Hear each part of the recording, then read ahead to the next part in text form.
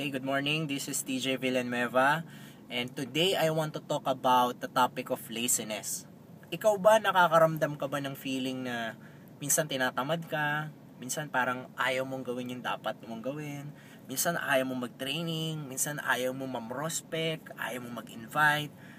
Alam mo yung ganong feeling, no, napaka-importante na itong topic na to kasi maraming tao nakakaramdam ng ganon. Okay, in fact, kahit kami din, kahit mga uplines na, nakakaramdam din kami ng feeling na minsan tinatamad kami, minsan di namin feel gawin yung isang bagay.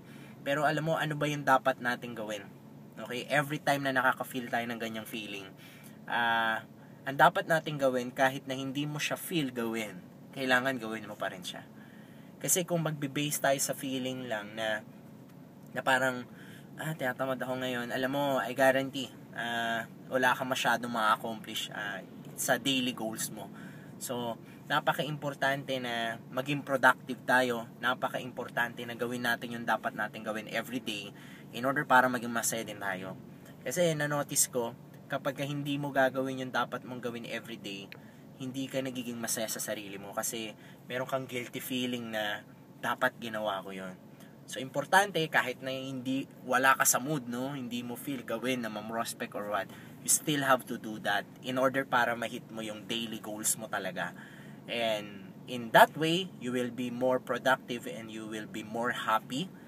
Okay, so, ganun lang, no, importante lang, labanan natin yung mamaya na habit. Yung every time na wala ka sa mood, no, kailangan malabanan mo yon. Okay?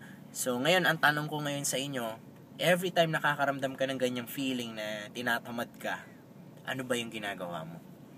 Ikaw ba ay sinusunod mo ba yung feeling mo na ayoko na, natamad ako? Or ikaw yung tipo ng tao na gagawin ko to kahit hindi ko siya feel gawin, kahit na wala ako sa mood kasi I know I have to pay the price in order para maging successful ako.